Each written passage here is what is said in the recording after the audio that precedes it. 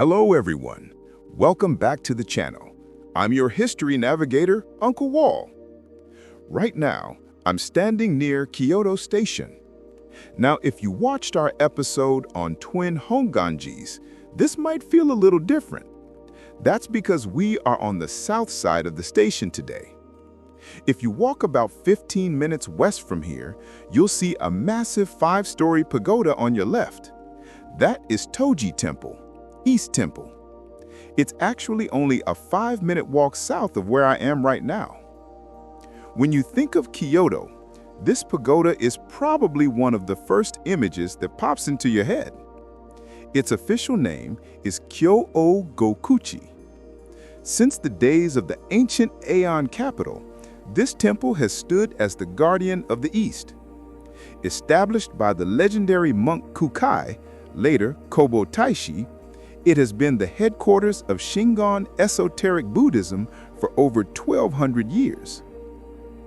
Seeing this beautiful wooden structure standing tall right next to the modern bullet train station, you really feel a power that transcends time.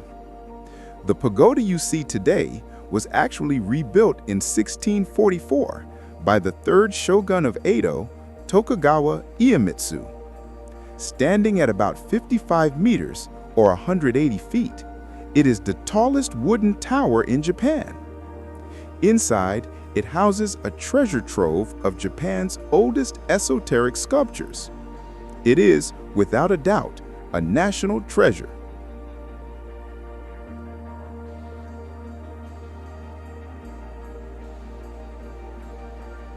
But did you know something was missing? When the ancient capital of Heian-kyo, Kyoto, was first built, Toji wasn't alone. There was another massive government temple built to be its exact equal. Running right through the center of the capital was the main street, Suzaku Avenue. At the southern end stood the magnificent main entrance to the city, the Rashomon Gate. To the east of this gate stood Toji, the East Temple, and to the west stood, literally, Sai-ji, the West Temple.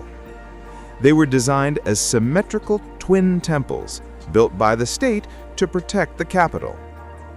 Built in 796 AD, just 2 years after the capital moved to Kyoto, Sai-ji was huge. It measured about 250 meters east to west and 510 meters north to south, the exact same size as Toji. It had a golden hall, a lecture hall, a great south gate, and yes, it even had its own magnificent 5-story pagoda. It was just as glorious as the temple we see today.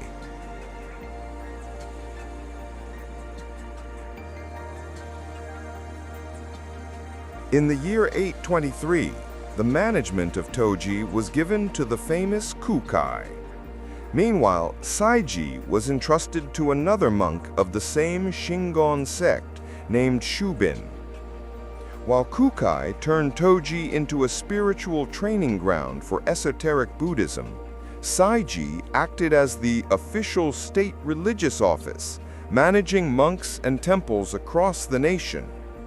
At the time, Sai-ji might have actually been considered higher in rank. But these two monks were fierce rivals, and legend says their destiny was sealed by a supernatural battle, the rain-making duel.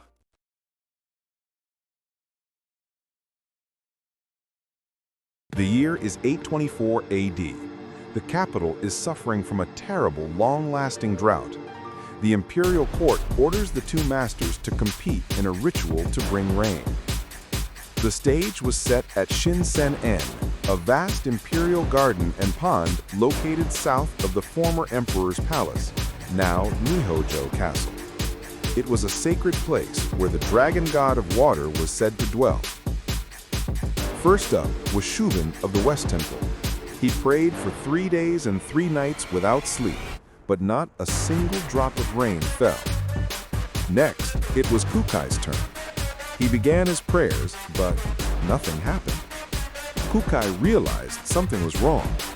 He used his spiritual vision to look into the heavens and saw the problem. He discovered that the rain god Zenyo Ryuo had been trapped inside a jar all the way in India by Shubin's magic, preventing the rain from falling. Kukai used his power to instantly fly to India and release the Dragon King. Immediately, dark clouds covered Kyoto and rain poured down for 3 days straight. The duel ended in a dramatic victory for Kukai and Toji.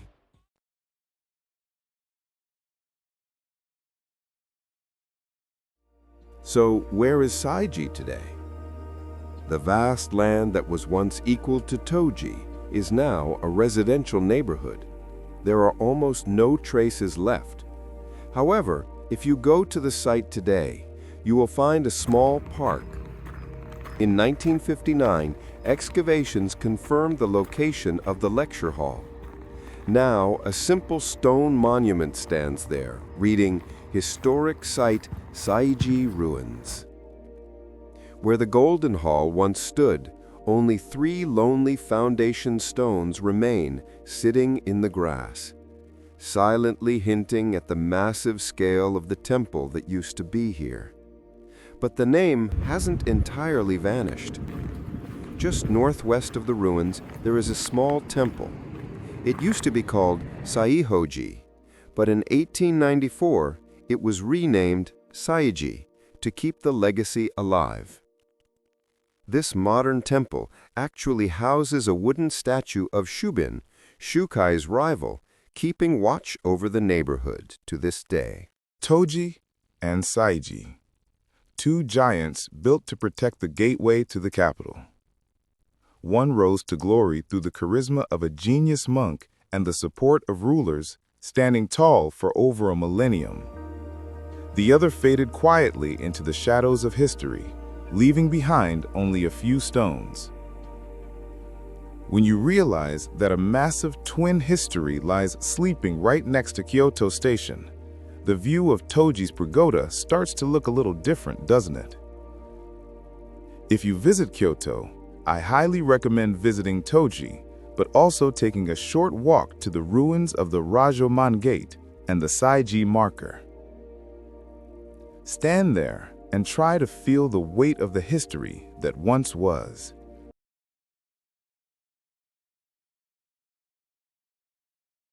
Okay, here is my suggestion to walk. We're kicking off an exciting walk right here at Kyoto Station. I want to take you on a journey to explore what was once the main entrance of Heian-kyo, the ancient capital of Japan. We're going to walk a straight line, connecting Toji Temple, the ruins of the mighty Rajomon Gate, and the site of its forgotten twin, Sai-ji Temple. It's a walk filled with history and a little bit of mystery.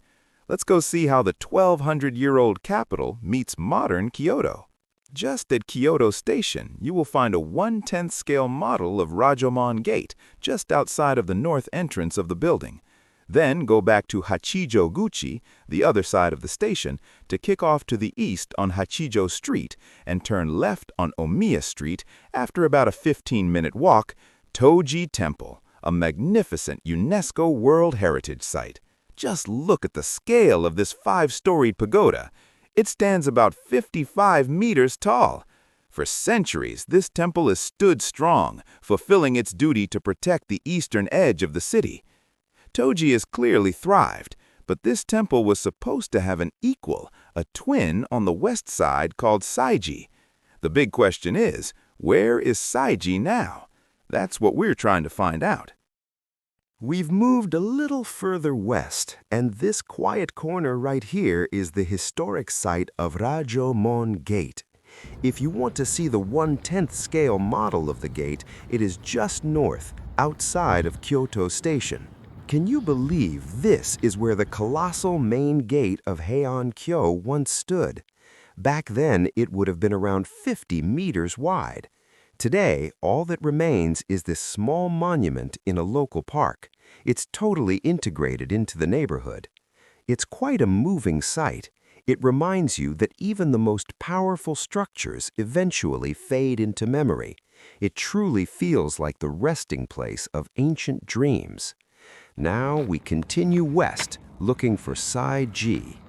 And here we are at the Sai-ji temple site. What you see now is just a public park. Unlike Toji, which was continually rebuilt, Sai-ji was destroyed by fire and was never reconstructed. The temple that was supposed to guard the western side of the capital simply vanished. That's the core of the history we're exploring today, the fascinating contrast between the prosperity of Toji and the complete disappearance of Sai-ji. It really makes you think about how history chooses what to preserve. And our walking journey ends here at Nishioji Station. From here, I'm taking the train, the JR Kyoto line, straight back to Kyoto Station. We walked for over an hour to cover this distance, but thanks to the A train, we'll be back in just 3 minutes. What a journey! I hope you enjoyed this walk through the ancient gateway of Kyoto. If you like this kind of history walk, please hit the like button and subscribe. I'll see you in the next one. Have a wonderful trip.